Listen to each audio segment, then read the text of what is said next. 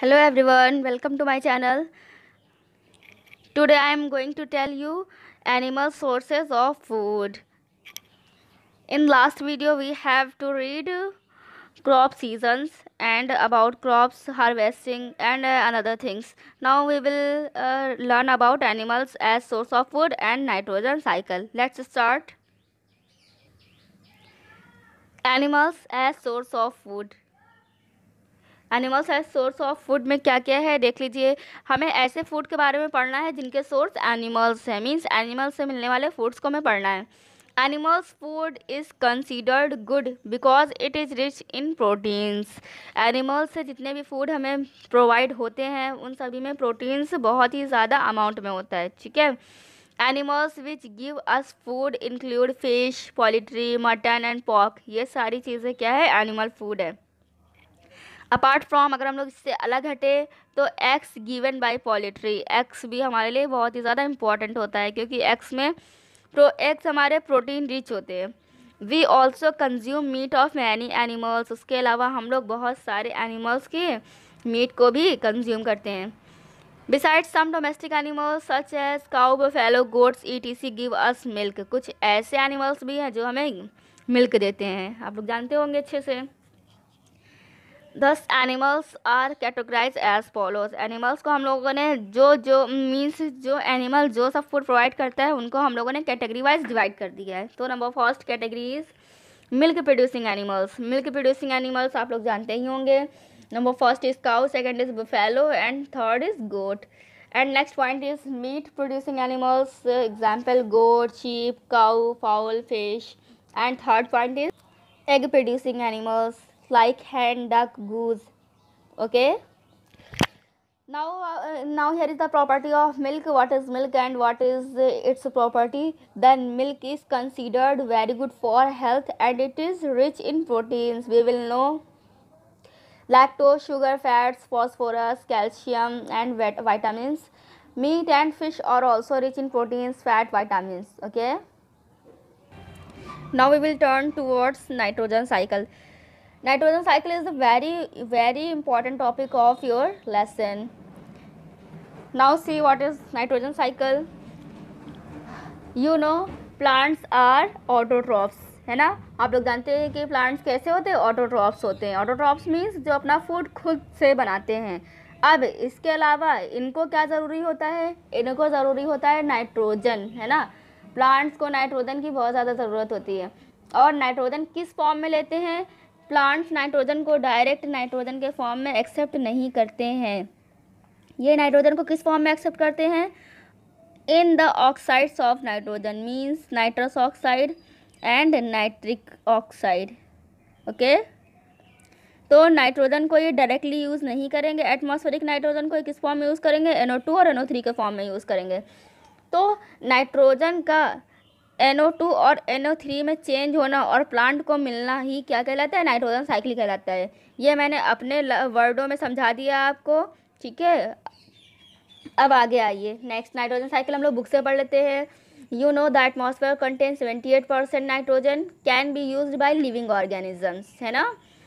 So it is the rich source of nitrogen. Nitrogen का rich source क्या है, हमारा एटमॉस्फेयर है, क्योंकि एटमॉस्फेयर से ही हर कोई लिविंग पर्सन, आइदर एनिमल और ह्यूमन, क्या कर रहा है, नाइट्रोजन को कंज्यूम कर रहा है। The conservation of atmospheric nitrogen to usable nitrogen compound is known as nitrogen fixation. Easy है, मैंने क्या बताया अभी, नाइट्रोजन से नाइट्रोजन को यूजेबल में चेंज करने के लिए जो प्रोसेस यूज़ होती है उसे हम लोग क्या कहते हैं, नाइट्रोजन फिक्सेशन कहते हैं। समझ में आ गया होगा।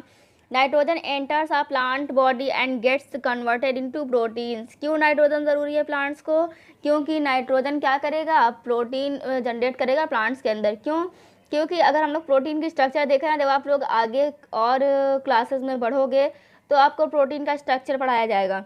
जब आप प्रोटीन का स्ट्रक्चर पढ़ोगे ना तो आपको पता चलेगा कि पूरे प्रोटीन के स्ट्रक्चर में सिर्फ और सिर्फ नाइट्रोजन भरा हुआ होता है, ठीक है। तो नाइट्रोजन बहुत ज़रूरी है।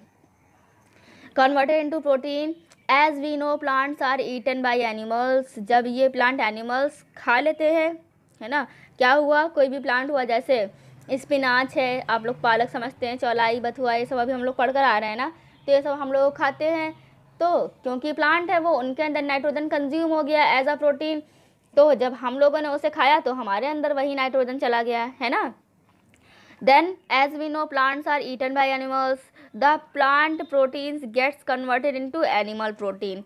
जब तक प्रोटीन प्लांट में था तो प्लांट प्रोटीन था, जब ये प्रोटीन कहाँ पहुँच गया, एनिमल में पहुँच गया तो एनिमल प्रोटीन हो गया।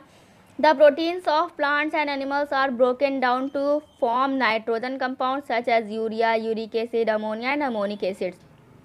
Now here we explain the proteins of plant. जो प्लांट की प्रोटीन हो एनिमल प्रोटीन में तो चेंज हो गई, किसके थ्रू चेंज हुई है, नाइट्रोजन कंपाउंड्स के थ्रू। नाइट्रोजन कंपाउंड ने क्या बना लिया है, यूरिया बना लिया, यूरिक एसिड बना लिया, अमोनिया बना लिया और अमीनो एसिड बना लिया। कहाँ पर, ह्यूमन की बॉडी में, ठीक है। When the plants and animals die, अब एनिमल्स और प्लांट्स डाई हो गए, डिस्ट्रॉय हो गए, the protein present in their bodies converted into ammonia by action of bacteria, a process known as ammonification. फिर से समझिए अमोनिफिकेशन क्या है। देखिए मैं स्टार्टिंग से बता रही हूँ। सबसे पहले क्या किया, एटमॉस्फेयर में नाइट्रोजन प्रेजेंट थी, उस नाइट्रोजन को किसने एक्सेप्ट किया, उस नाइट्रोजन को एक्सेप्ट किया है प्लांट्स ने, ओके। अब प्लांट्स में नाइट्रोजन जो थी वो किस में चेंज हो गई, प्रोटीन में चेंज हो गई, okay. Now the protein of nitrogen is converted into, now plants are eaten by animals and the proteins of plant goes to animals and then it is converted into animal protein, okay। अब क्या हुआ, जब ये protein कहाँ चली गई, animals में चली गई। अब एनिमल्स जब डेड होगा, डेड होकर डिके हो जाएगा तो इसकी बॉडी पर माइक्रो ऑर्गेनिजम्स आ जाएंगे। आप लोगों ने देखा होगा रोड पर कभी डॉग या कैट मरा हुआ देखा होगा, तो उसकी बॉडी धीरे धीरे क्या होती है, डिस्ट्रॉय होती रहती है ना, by micro organisms. Micro organisms उसकी बॉडी को डिस्ट्रॉय कर देंगे। डिस्ट्रॉय करने के बाद क्या होगा, उसके अंदर जितनी भी प्रोटीन्स प्रेजेंट होगी उन सभी का अमोनिफिकेशन हो जाएगा, okay। now next is ammonia is then changed into nitrates by nitrifying bacteria। अब जितना भी अमोनिया था उसकी बॉडी के अंदर वो सब चेंज हो जाएगा, किसमें, नाइट्रेट्स में चेंज हो जाएगा।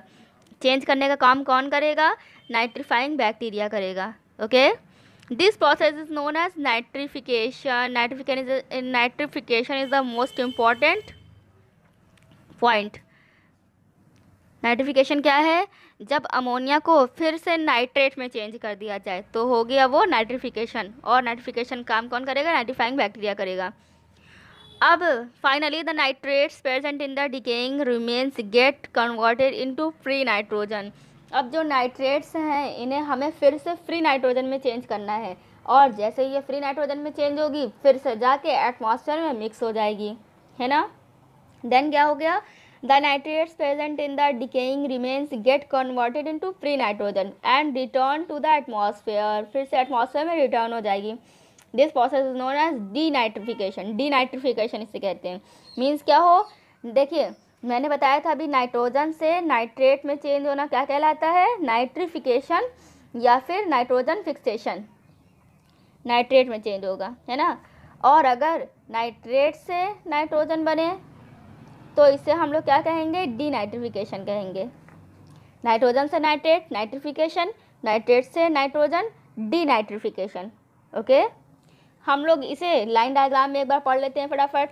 Number first is atmospheric nitrogen, कहाँ पर जाएगी, इसका नाइट्रोजन फिक्सेशन हो जाएगा। नाइट्रोजन फिक्सेशन का मीन्स क्या है, जो एटमॉस्फेरिक नाइट्रोजन थी वो किस में चेंज हो गई है, नाइट्रेट में चेंज हो चुकी है, ओके।